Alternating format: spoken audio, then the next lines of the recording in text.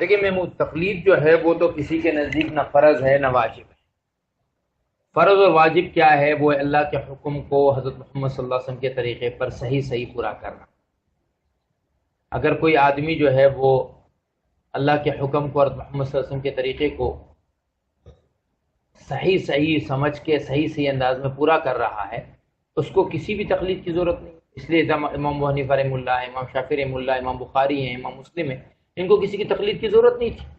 نہ ان پر کسی نے فتویٰ لگایا کہ آپ مقلد نہیں ہیں تو ہم جناب والا آپ کو جو ہے وہ اسلام سے خارج کرتے ہیں، ایسا کچھ نہیں۔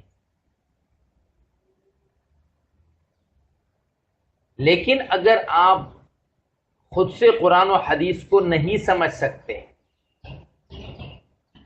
تو پھر آپ کیا کریں گے؟ آپ کو تقلید کرنی پڑے گی، آپ کو کسی سے پوچھنا پڑے گا۔ مجھے پوری انگریزی نہیں آتی، صحیح انگریزی مجھے نہیں آتی ہے، تو میں کیا کروں گا؟ کوئی میرے پاس لیٹر انگریزی میں آیا تھا تو میں کسی انگریز سے پوچھوں گا نا، جس کو انگریزی آتی ہوگی۔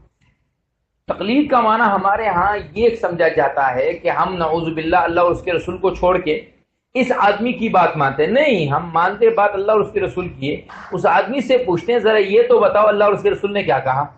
وہ کہتے جی اللہ کے رسول نے یہ کہا ہے، تو ہم اس کی بات مان لیتے ہیں کہ ٹھیک ہے، اچھا چونکہ مجھے آپ پر اعتماد ہے کہ آپ جو بات مجھے بتائیں گے یہ صحیح ہے، اس لیے آپ پر اعتماد کی وجہ سے میں آپ کی بات کو مان لیتا ہوں۔ تقلید کا مطلب کیا ہے؟ کسی پر اعتماد کر لینا۔ مجھے براہ راست قرآن آتا ہے، مجھے براہ راست حدیث آتی ہے، مجھے براہ راست جو ہے وہ ساری چیزوں کا پتہ ہے، مجھے پھر وہ تقلید کرنے کی ضرورت نہیں۔ اگر کوئی آدمی اس طرح سے ہے تو اس کو تقلید کی ضرورت نہیں ہے، وہ مقلد نہ بنے۔ ہاں لیکن اگر وہ ایسا نہیں ہے تو پھر اسے تقلید کی ضرورت ہوگی۔